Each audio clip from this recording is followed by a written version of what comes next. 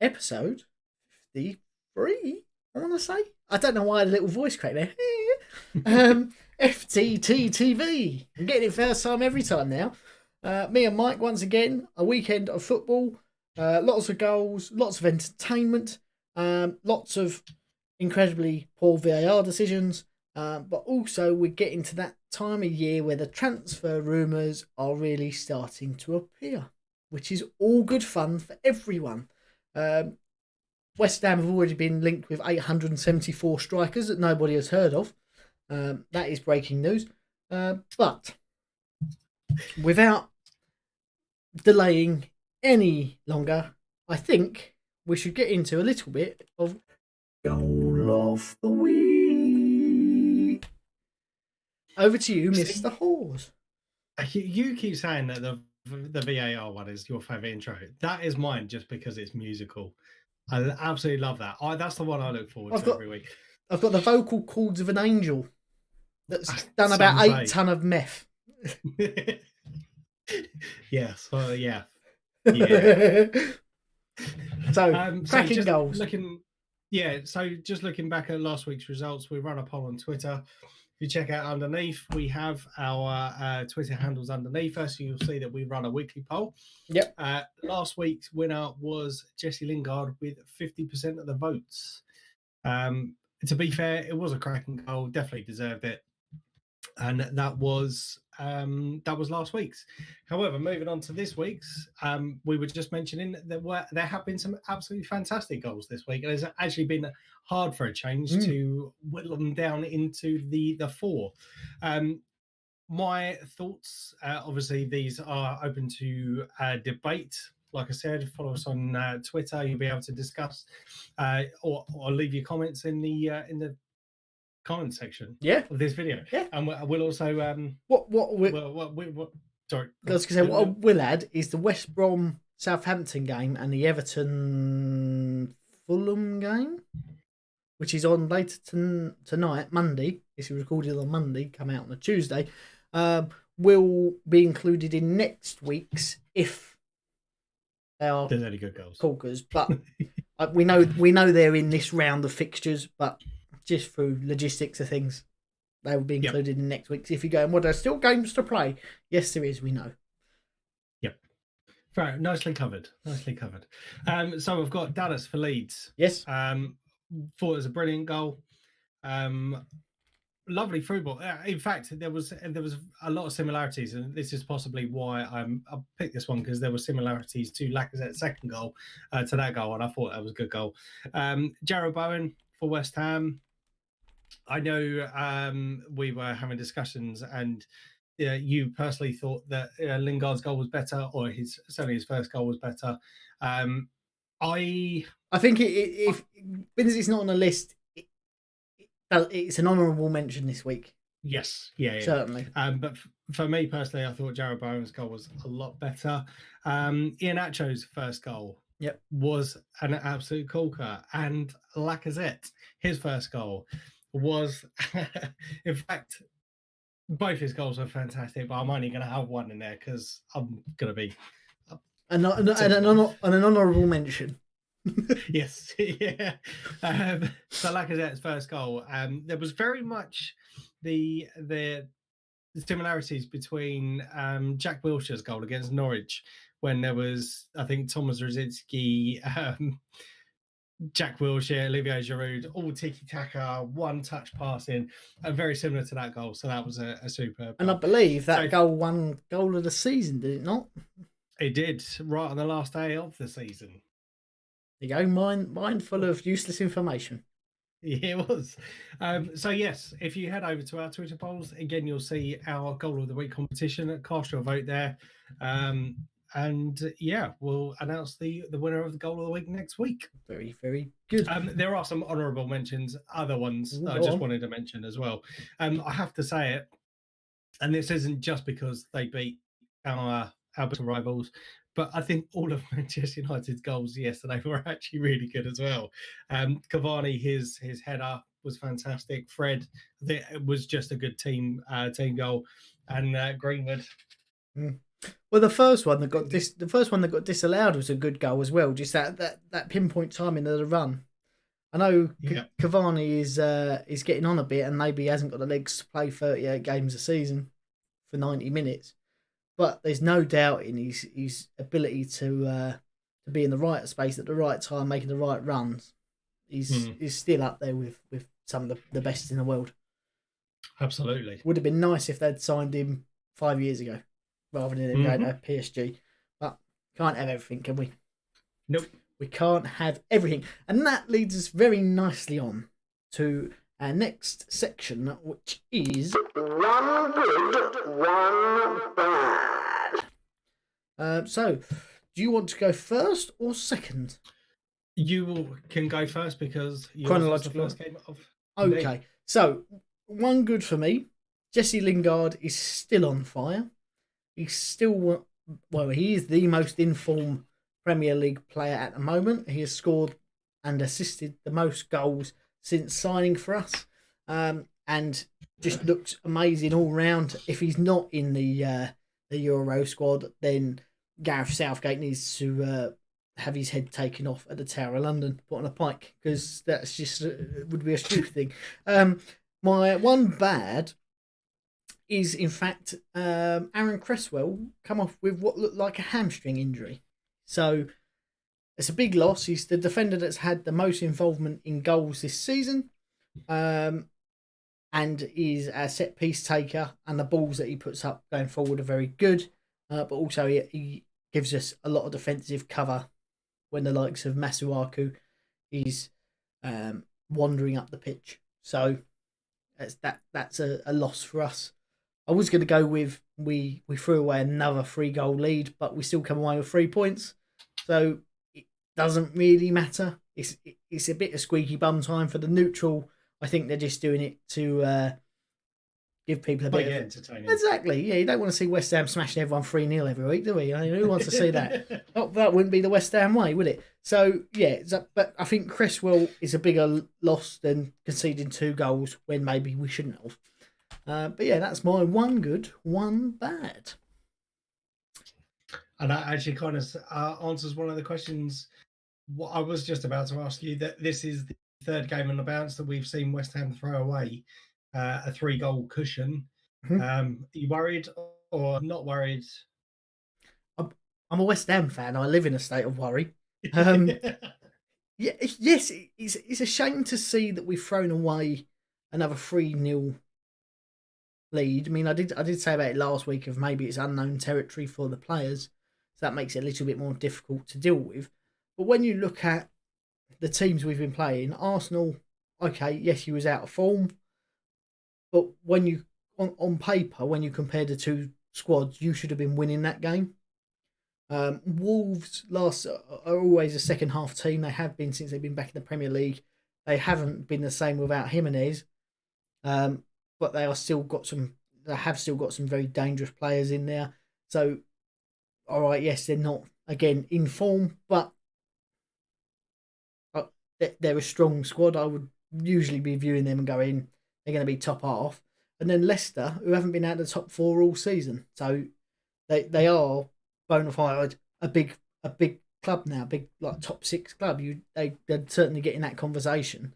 So when you look at the caliber of the opposition, then sort of justified as the weeks go on. I would say is something that maybe we need to work on, concentrating right till the end. But we've also lost. We've got Ogbonna out. We've got Declan Rice out. 2 big defensive players that are missing from that armour at the back. So it's concerning, but not so much. I think calibre of people and players being out is why we're conceding like that. Cool. Yeah, sorry, that's it. Yeah, that's it. Yeah, so that leads us on to nicely your game.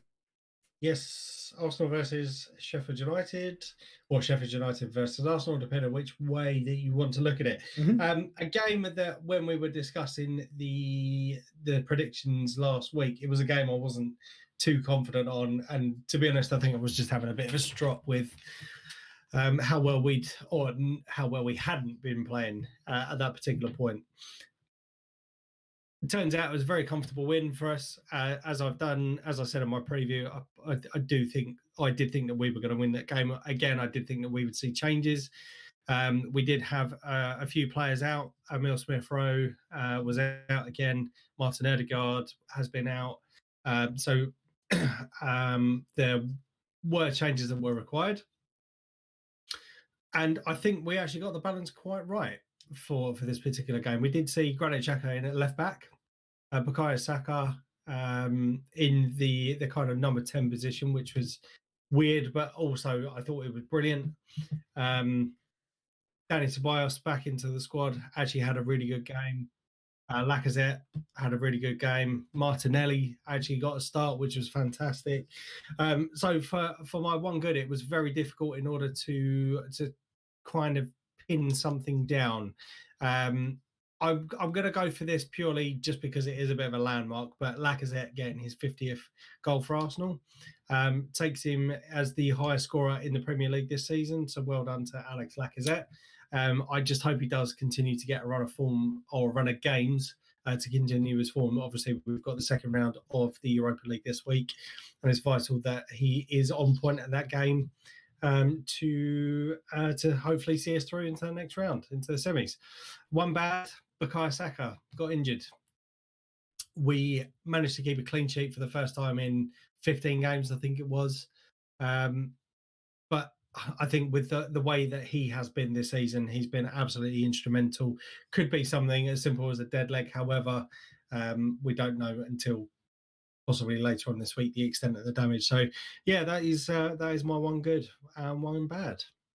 Very, very good. And with your one bad there, you did go on to the fact of saying that we won't find out the extent of the injury until the end of the week, quite possibly. Do you think that's something Arteta will try and keep under wraps, or try and put out that he's injured? So then if he is fit and ready to play against Fulham, what a surprise. You've got one of your best young players who's arguably kept you in the position that you are this season, eligible to play where Fulham are not prepared for him. Quite possibly, but it's one of those things at the moment. I don't think you can keep anything in the media.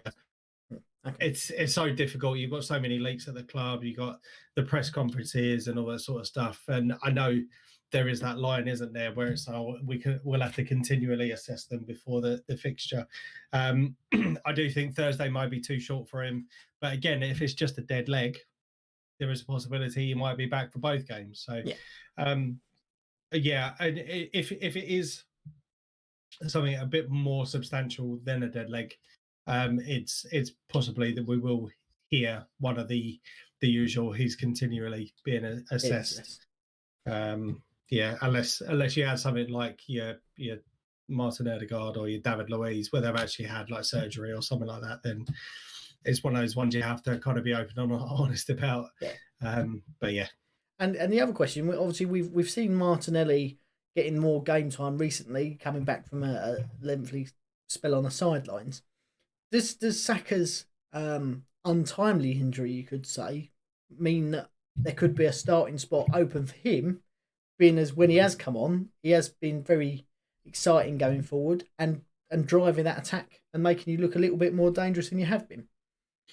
Yeah, that's one of the things that we've been lacking, certainly over the last few weeks. I mean, there are certain players that I mentioned in the last couple of videos that I think need to be dropped. And I'm not sure if it's a coincidence or whether they genuinely are, but Aubameyang didn't play at the weekend because of sickness. Personally, I think it's just a bit of a ploy because personally, I think we should have won that game regardless whether he was in the team anyway, and we did. I think just based on Sheffield United's form, so there is a possibility that he was just being rested for the game against Slavia Prague that we've got. So it's a massive game the weekend. On Thursday. On Thursday, yeah. But there is a possibility we may see the likes of Martinelli and Aubameyang starting that game. I think it would be stupid for Lacazette to be dropped. Yep. Personally, I would put Martinelli on the right and Aubameyang on the left Mhm. for this particular game. But you just don't know what's going to happen if he is genuinely ill, whether he's going to be fit or not. But Pepe, I thought, was okay. Willian was a bit quiet when he come on, but again, he's been hit and miss all season. So yeah, I mean, there is a possibility that he does have that kind of potential to start, but I think it very much depends on who's available. Yeah, and at the time. One and last final question. You covered it a little bit there. A few weeks ago, we saw Aubameyang dropped for being late. He didn't play the weekend through illness.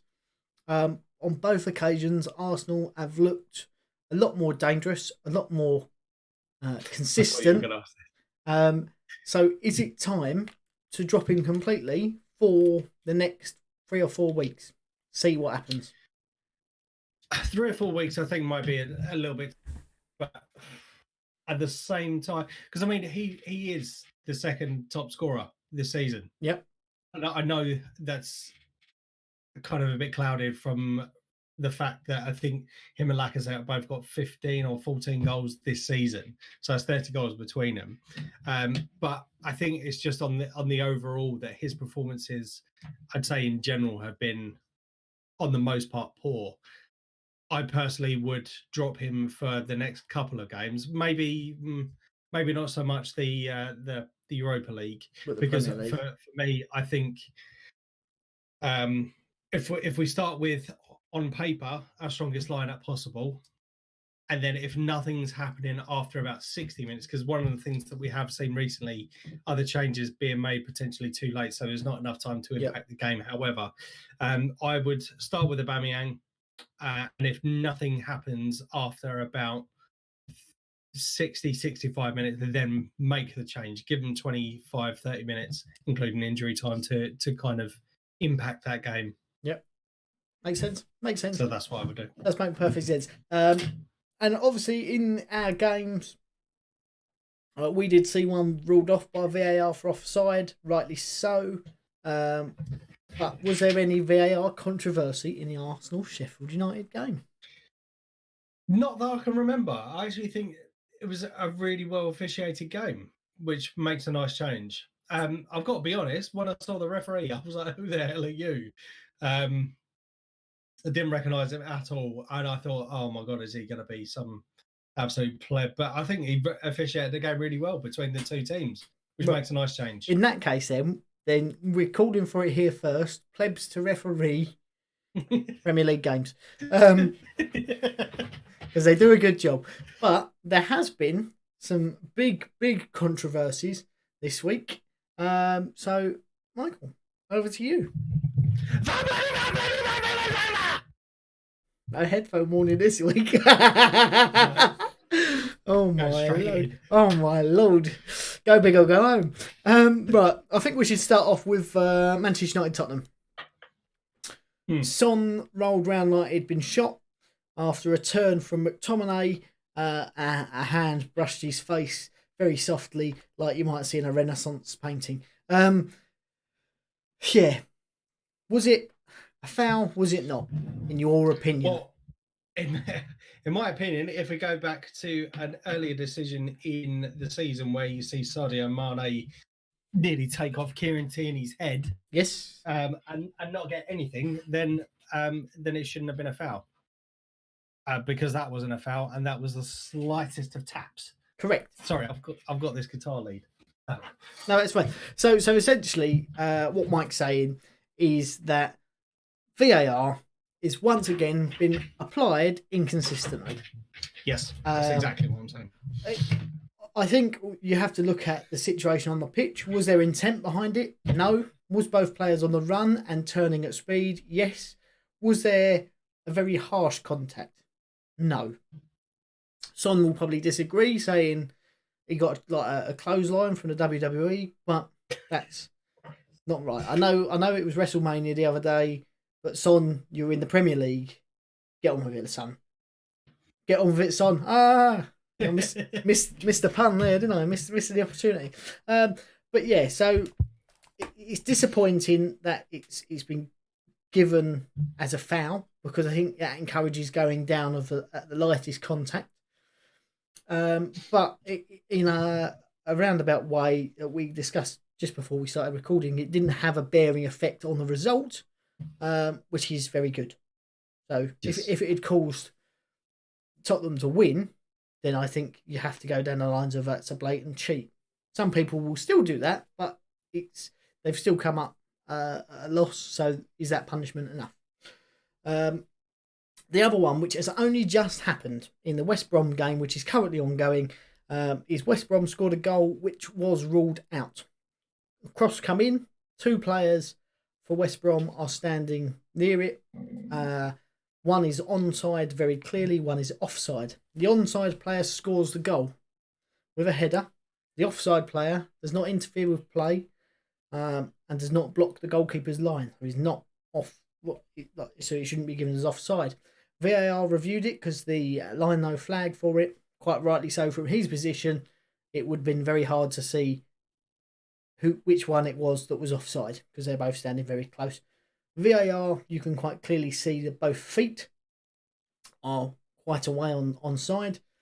From a number of angles which they showed, it's quite clearly onside, but from the angle that they draw their lines from, they said they can't definitively say that his shoulders weren't offside, but unless he was leaning backwards at some shonky degree, which he wasn't, because you could see that from all the other angles, then it should have been given as a goal. Their answer a few minutes later was that they can't draw definitive lines through other players, so therefore they can't see clearly and have to go with the on-field decision. Pundits were... Jamie Carragher sort of played devil's advocate with saying you can't see about the shoulders at half-time, but the commentators and everyone else was saying this is ridiculous. It's here to sort these issues, and once again, it has categorically fouled. I think you've just said something there that I just want to touch on. Is that they were saying that from different angles you could see that the player's onside. Yes. Well, so why can't? Well, I suppose it comes from a drawing perspective, as they've said. However, but if you can see from one side that they are onside, then just ignore that. Yes. Yeah. Yes, and this is why it's categorically fouled, Mike, because you can quite clearly see from several other angles and from the angle that was shown on TV originally that it was not offside. The angle that they draw the lines from, you couldn't see the full player clearly because there's a player standing in front of him. The fact that his feet are 1.5 foot to his right, making him onside because they were kicking from right to left, and he was leaning forward and to the right, means that his body is going away from the goal, not towards the goal. So there is no way, unless he's got 96.5 foot shoulders, and he's built like a Vauxhall Corsa, that he can be offside. Again, I don't know what the score is currently. West Brom are winning 3-0, 87th minute currently. So it's not been a ruling factor in the game, but it could have been. Yes. And the fact that West Brom are playing very, very well at the minute, they have got 8 cup finals left, or 7 now. But Newcastle and Brighton are well on the hunt of Fulham and West Brom. So there could be a big difference because there is only like 8 points between them. So, sorry, pardon me. Yeah. Just out of curiosity, I just want to check the table. Yep. So they Brighton and Newcastle are currently sitting just outside the relegation zone. Fulham are on 30. No, they're not. Fulham 26 are on points. 26 points, and West Brom are on 25. I want to say after a victory. 24 points after victory today, I think. So they are Brighton and Newcastle. The fact that Brighton are playing in a minute, it is Brighton Everton. The fact that they're playing now, if Everton win that, then it puts Brighton in contention as well. But I think it's Newcastle and Brighton to lose, because at the minute, at those 5 teams at the bottom, Fulham and West Brom are the informed teams. So it could be. Could we see a double lucky like last minute escape? Could be. I was literally just about to ask that question because I think you said it a couple of weeks ago. Do I think you asked me the question? Do I think that this could be the first season that Allardyce is relegated? Personally, yes. That my answer still stands. I think it's too little, too late, possibly. But it's football. At the end of the day, anything can happen until it's in the next 90 minutes. So until it's mathematically impossible, it's still possible. The fact that I do think West Brom are playing when you look at how they played against Chelsea and how they've played against Southampton. If they'd played like that all season, there is no way they would have been relegated. I just think the players have taken too long to become receptive to what Allardyce is doing. Yeah. And say if they'd done it even 5 games ago, there's still lots of points. I mean, there's still 27 points up for grabs. No, there's not. That was 7 games, 21 points up for grabs. I want to say so. So there is still a lot of points there to play with, and they have to keep playing like they are. I would like to see him get out of it. I would like to see a full season of West Brom under Allardyce, given some backing, because they did sign players that they had on loan previously, so they did make the investment, and the owners want to make an investment. So to let him get in a couple of solid defenders in, and then they continue to play how they are because they've got some skillful and some quick players. I think next season they could be quite interesting. They could be that sort of team where you used to it, like your Burnley now. You used to have your Stoke. You go, oh, it's a difficult game. You know what you're going to get, but with the skill and the trickery, I think you're more likely to see the likes of a Bolton under Allardyce with your skillful players, a bit like your JJ Okochas when they did amaze people at points. Wasn't always the best, but they did have the ability to wow everyone in the stadium. If they go down, I think they'll lose a lot of that squad because there are certain players that are good. Matthias Pereira being one of them. I really like him. He's quality. Ivanovic may be a little bit past it, but who knows? Who knows? Who knows indeed. Right, but there is someone I do know that knows, and that is you, and you know the points. So, Coa, give us a drum roll. Brace yourself. Come on. A big scoring week here. Oh, massive. So West Ham Leicester. You had 2-2. I had 1-2. So Leicester to win 2-1. Obviously, we know the score. It was 3-2, so no points there. Yep. Sheffield United versus Arsenal. You had 1-0 to Sheffield United. I had a draw at 1-1. The score was 3-0 to Arsenal, so no points there. So in grand total, we have no points for this week, and the scores remain unchanged. You are on 46, I am on 49. Well, here's the thing, right? This is why we're not psychics. We haven't got a crystal ball. I have. Well, all right, you have, but you're not using it right. No, that's because I can't see it. You need to rub it in a clockwise direction, 96-degree angle. But we're making predictions. We're having fun doing it. We've got some good results over throughout the season. It's just the end of the season. We've maybe not got the fight for a relegation battle to get these results right. But we have got 2 more games. There's always 2 more games. There's always 2 more games. We've got West Ham or Newcastle West Ham and Arsenal Fulham. Yep. So, do you want to go first or second? I will go first on this one. Go for it. Just because I can. Arsenal versus Fulham, we are at home. We have picked up a bit of momentum, I think, hopefully, after the game against Sheffield United. Fulham have also picked up a bit of form recently. Granted, their results have been hit and miss. However, they have had quite a few good spells during games, shall we say. Obviously, we do have the Europa League on Thursday. We don't really tend to travel well or we don't really tend to do well after the Europa League games.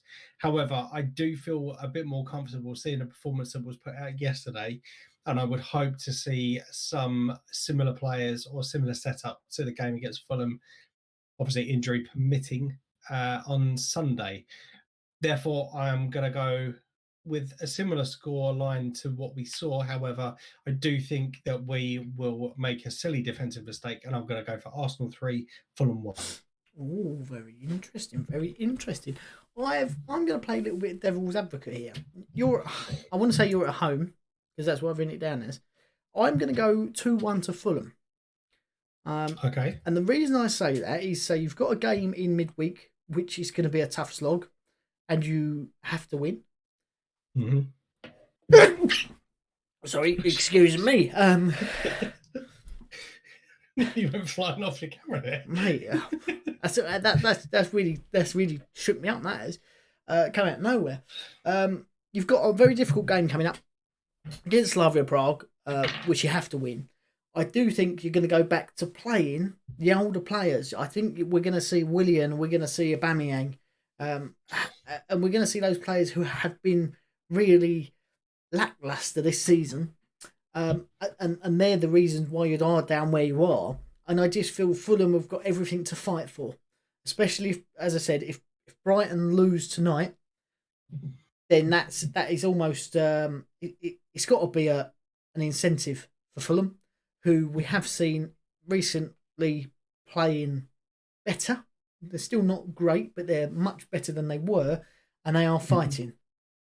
And I think when it gets to a scrappy game, then that's where you're going to lose.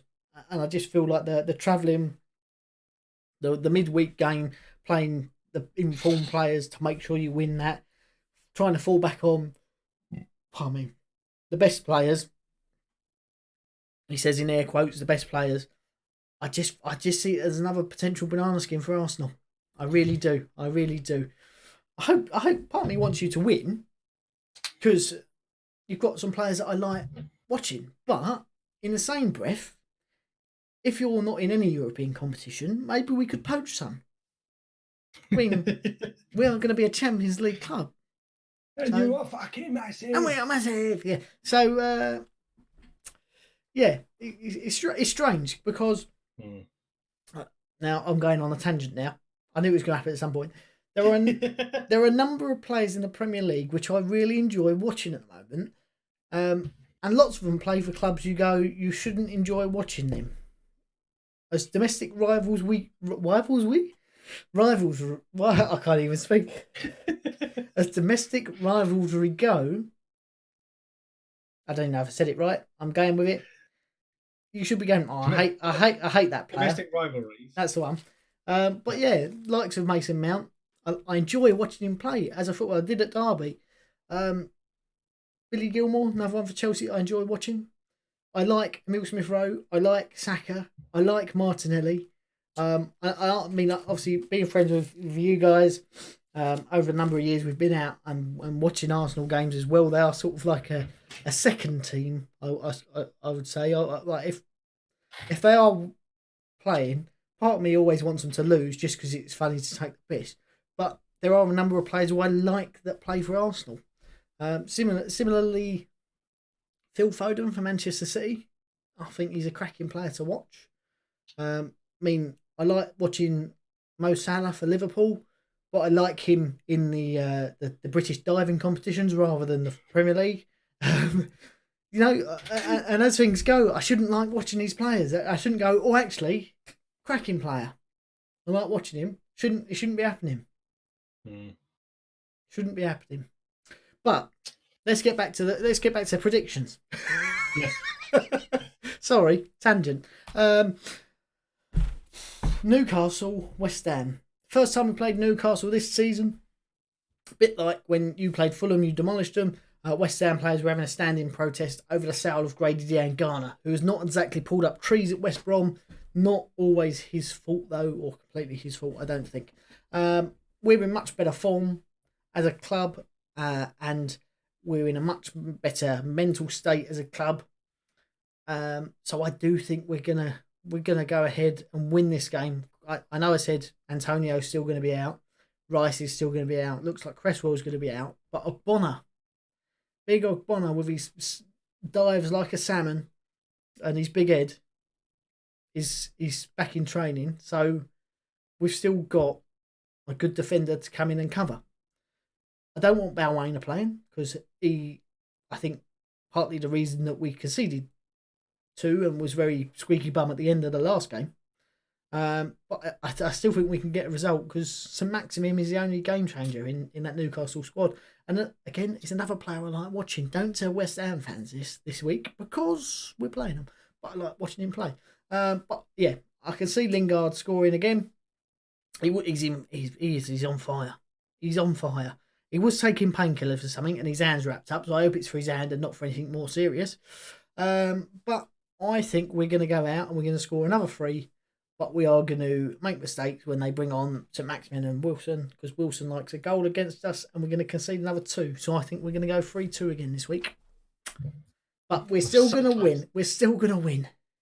I had you down as the 3-1. Oh, 3-1. Go on then. Give us your thoughts. Give us your thoughts. To be honest, mate, there's not really much more just said. I've gone for the same result, but just a different scoreline. So I think possibly with the injuries, as you just mentioned, 2-1. 2-1 to West Ham. Yeah, 2-1 to West Ham. I don't think there's anything to said. So yeah, 2-1. Very good. Dan, there's points involved. Very good.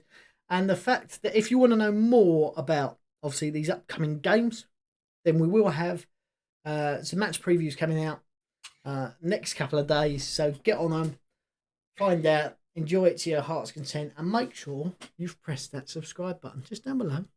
Press it. You need to press it. Give us a like as well. And only if you have enjoyed it. Yeah. If not, then just press the subscribe. Let's and then bugger off. Right. Any other business? I just wanted to touch on rumours that I've heard recently, just in relation to transfers. Yes. As you said, we're getting towards the end of this. And there was one that I have, or in fact 2 that I just wanted to mention. So we spoke a couple of weeks ago about a certain young academy lad for us by the name of Balogun, talking about him potentially off for the season. Yes. We have heard rumours very recently that he has decided that he wants to commit his future to the club. Okay. So he is a contract that we should see over the next couple of weeks. And I think next season is the season that's going to define him. I don't think we'll see much part of him for the remainder of this season. However, I would expect for him to be signing a new contract would mean that he has been given some guarantees or some promises for more first team football, whether that be in the League Cup, the FA Cup, who knows. But so yeah, that was that. And I just wanted to get your thoughts. Obviously, Sergio Aguero. Yes. He is leaving Manchester City, excuse me. Yep. At the end of the season. Obviously, there are the links that Arteta has with Manchester City, and I've heard very strong rumours that potentially Aguero could be coming to Arsenal. A, do you think that's likely? And B, do you think that's a good signing for us? Who knows? With this current climate, it'll be on a free transfer. So in that sense, it would make sense. He is a proven goal scorer. He has the best goals to minutes ratio ever in the Premier League. He is a proven goal scorer. He still scores now. He's not playing as much, and he's been hampered by injuries this season. It goes back to something I referred to earlier in the season when you signed Willian and you signed Aubameyang. Will Arsenal learn from their mistakes? And in this case, I think possibly not. If you was to sign Aguero, you would probably go, it's a 1-year contract with the option of another year, and it's £100,000 a week. Decent money, not what he's on, but decent money. He's not going to be playing every game. And if his injuries are really bad or he doesn't perform, then you're under no obligation. However, as Premier League players and proven goal scorers have seen Arsenal as a retirement place. We want Arsenal offering a contract, yes, but I think it will be on the likes of £250,000 a week. And I think it will be on the likes of, come for 3 or 4 years, or 3 years with the option of an extra year. And I just don't think they will learn from their mistakes. I do think he's still got quality. There's no doubt about that. He's still got the quality. But it's also another potential bad signing. Sign him on a big contract and it goes wrong, you're stuck. Because his resale value is $1 million, maybe 2 tops, because of his age. He's 32 now. So yeah, he's not got long left. I think we're more likely to see him go back to Atletico Madrid or possibly back to Argentina. But I think Atletico Madrid's probably the most likely destination we're going to see him go. But that brings us on to one Mr. Haaland. Now, I know I joked beforehand that he said he wants to go to a Champions League club if he moves at all. Surely we've got to throw our name in the hat. It's got to be done. He ticks all the boxes. He can score goals. He's quick. He's strong. And he is sarcastic as fuck. He fits all the bills for being a West Ham player. And then if we did sign him, we'll win the Premier League next year. Just Mike. You're saying win it. The champions. Yeah, but yeah, I think even as a joke, we've got to throw our name in the hat. I know he's been linked, hasn't he, with Riola, who is the man likes of Cristiano Ronaldo, Neymar, Pogba. He's got all the big names, and he's come out and said he's going to try his best to make him the first £1 million a week player. It's all kicking off. Sorry for that. So not happy about that. No, I wouldn't be too. £1 million a week. Yeah, so realistically, when we look at clubs around the world, who can afford £1 million a week? There's 3.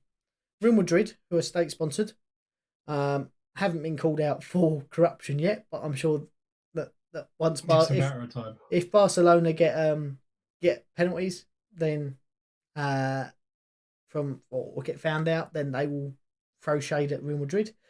PSG, Qatari backed, but I'm sure at some point someone will have to look into that through financial fair play. But all the rules have now changed to benefit these big clubs even more. So they're one. Manchester City is another.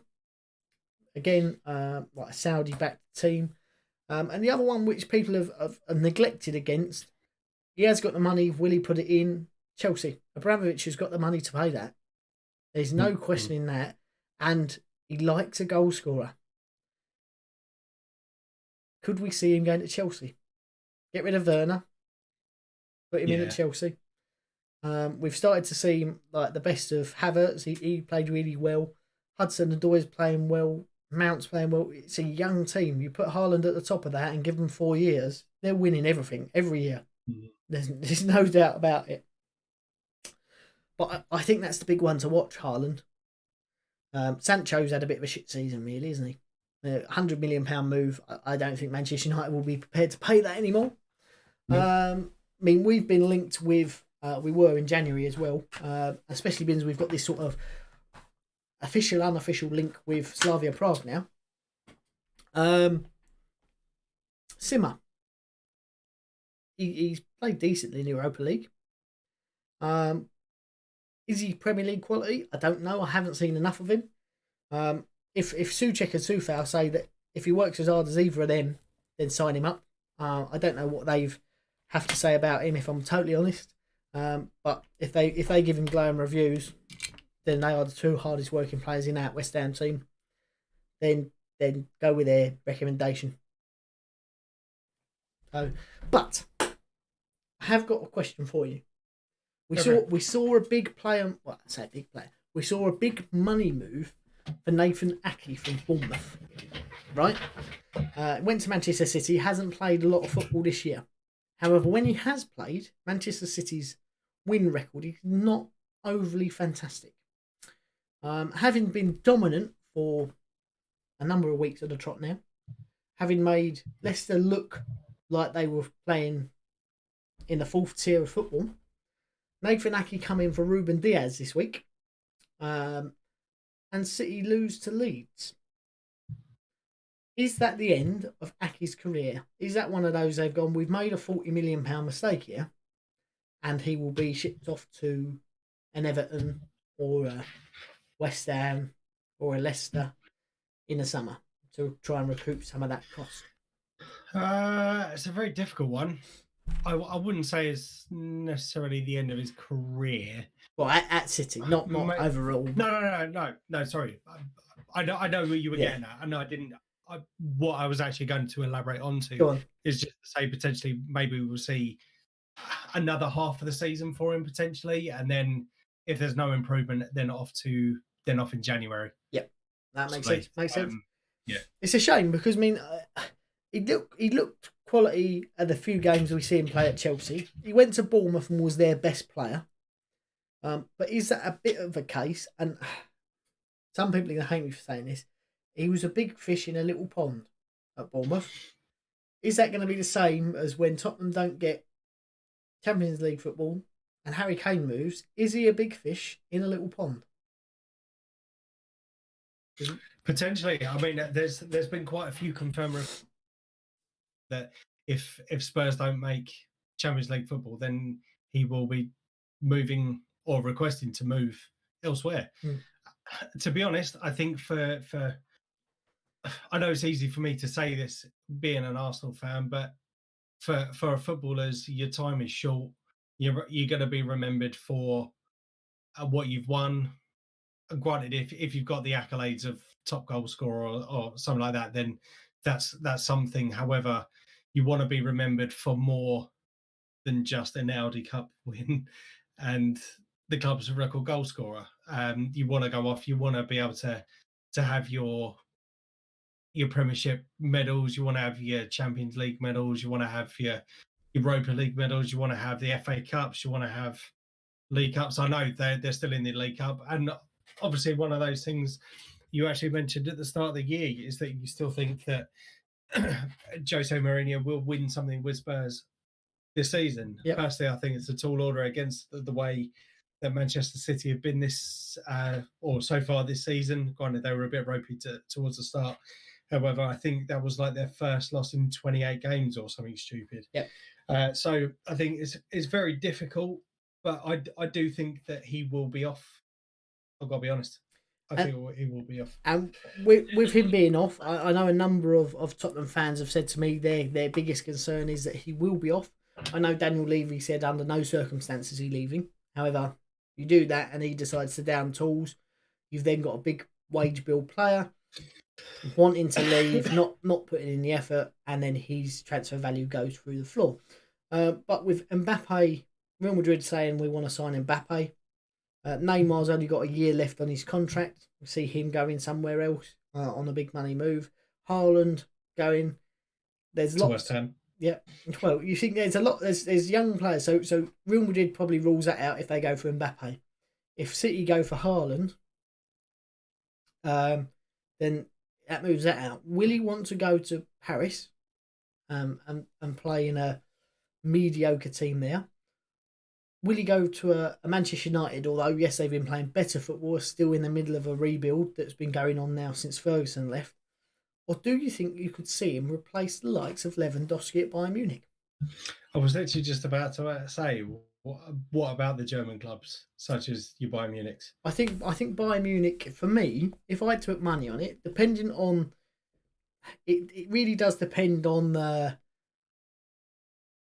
who City sign, because City are going to be in for a striker in the summer, and I think we look at Harry Kane. Yes, he's a proven goal scorer in the Premier League, and I know we say about big fish in a little pond. When he's not the centre point of that team, will he be able to cope with it? So he gets glowing reviews from Southgate and Mourinho and Pochettino and whatnot. So I mean, if City go for Haaland, who's got resale value because he's young. Will he go for his old manager? I think there is really only two moves for him. Paris Saint-Germain, go back and play under Pochettino, where he said he really enjoyed his football, or Bayern Munich. Bayern Munich are guaranteed to win things. They're going to win the German league and the German Cup, and they're always in thereabouts with the Champions League, aren't they? They're always a semi-final. Paris Saint-Germain are going to win the league every year. They don't always win the French Cup, and they get to quarterfinals of the Champions League. And then they sort of fall apart a little bit. We might see a slight difference this year, but I think realistically they're the two options, aren't they? They are the two options. But I wouldn't be surprised if we do see him at a Manchester United. Yes, I suppose. I think personally, that's the only other club I can see him playing at. But there's also part of me that thinks with some of the interviews and stuff that he's given, it would be Tottenham or nothing in England. Yeah, just the vibe that you get. I know there was talks about him being at the Arsenal academy and all that sort of stuff, but that was only up until about the age of, I think it was like 10 or 11, and then he went back to Tottenham. Yeah. So personally, it would either have to be France, Germany, or United. They're the only three. The only reason I say against United is they want to keep Cavani. They've said that Cavani will want to have some guarantees. That's what caused him problems moving to the UK in the first place. When he went to Paris Saint-Germain from Napoli, he wanted guarantee that he would be the main striker. So they've said they want to keep him.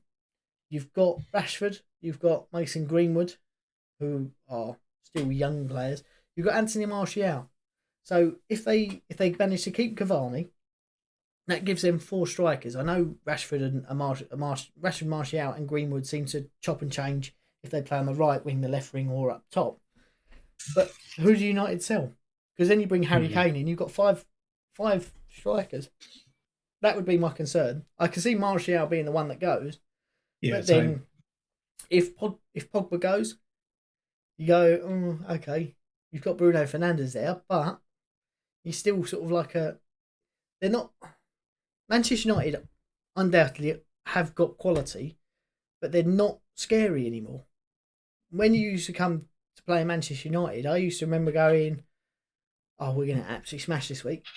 I just want a buy. Can we just skip it and give them the 3 points and go, yeah, all right, happy days. I don't want to be there."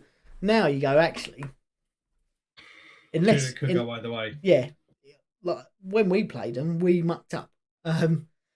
But it was like they were there for the taking, and I think they will under Solskjaer. They will be for indefinitely. I can't see them being that on their day unbeatable. Really, they have got quality players. But will they win the Champions League? Will they win the Premier League? Actually, no, I don't think they will. No, I don't think they will. And that moves us on to Mohamed Salah and Sadio Mane. Were highly sought in the summer, allegedly, before COVID. It wasn't this summer then, was it? It was the summer before. But do you think they will both stay at Liverpool? Yes. You do? Just because of the way the economic climate due to COVID, I think it's going to have. I'd be very surprised if we do see any massive money transfers next season. Again, because it will just be the bare bones coming back into stadiums. So, granted, there will be some revenue coming back into the clubs, but I think I would be very surprised if they do leave. Makes sense. Because I know Barcelona were after, or there was talks about Barcelona going after Salah and all that sort of stuff. But obviously, with everything that we've heard about them recently, it doesn't look like they're going to be doing much transfer business for the time being. They'd just print some more money, wouldn't they? Print some more money. My one last question of the night, and then it's over to you for whatever else you want to do. Jurgen Klopp. They're in a very bad position in the league. Yes, it could all change with a few results, but they're in a very low Premier League position. They look like they're going out of the Champions League. So if they don't get into, or they could get in Europa League, but they are in a worse position than they were when they sacked Brendan Rodgers. What I know he did win a Premier League and he did win a Champions League, but at what point do they part ways with Jurgen Klopp, or do they? So they are currently sitting in 6th on 52 points. So 2 points behind Chelsea, 3 points behind the mighty West Ham, and 4 points behind Leicester. As you said, with the run of results towards the end of the season, change, and it may see them push back into the Champions League spots. To be honest, I'm going to be completely honest here. I'm going to say that I don't see the table changing much, or certainly the top 6 changing much over the next couple of weeks. I've got to be honest.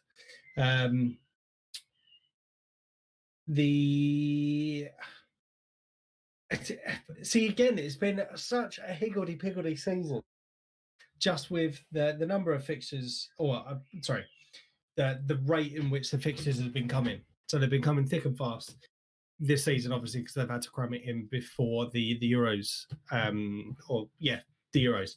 Now, they did also pick up some key injuries. I know you can't use that as an excuse, but let's be honest, one of the best centre-backs that the league has seen in recent years got injured very early in the season. And they've had other key injuries where they've had to kind of like put players in makeshift positions and all that sort of stuff. However, I do think that had they not been injured, then potentially they would have had a different season. I wouldn't necessarily say they were going to be champions of England, but they, I think, would be putting up more of a title challenge or a title defence than what we have seen this season.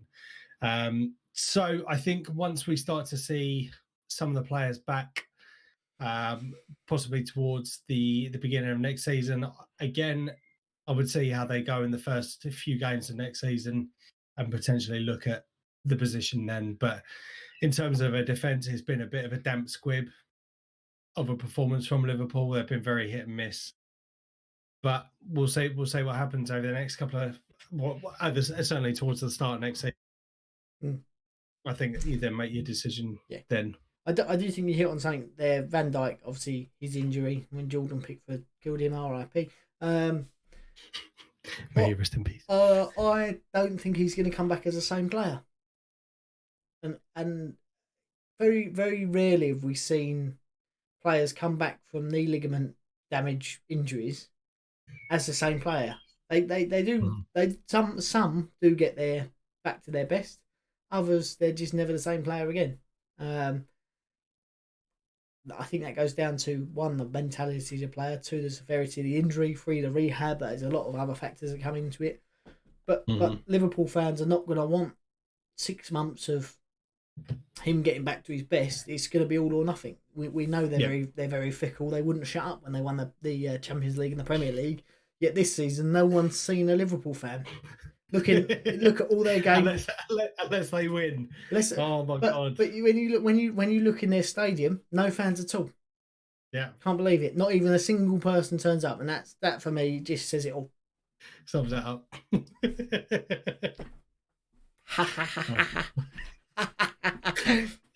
I like that because he proved me wrong. Prove me wrong. You can't. There is no one there. There's no one in any stadium, but certainly not at Anfield. Yeah, that is all from me this week. That is it from me. So we leave it there on a nice little joke about no one supporting Liverpool. Got no fans. But until next week, I've been Ian. I've been Mike. We are FDT-TV. If you'd like to follow us on social media, it is in the descriptions for everything you can possibly follow us on. And that's it. So hopefully we'll still be massive next week. Bye. Thanks very much.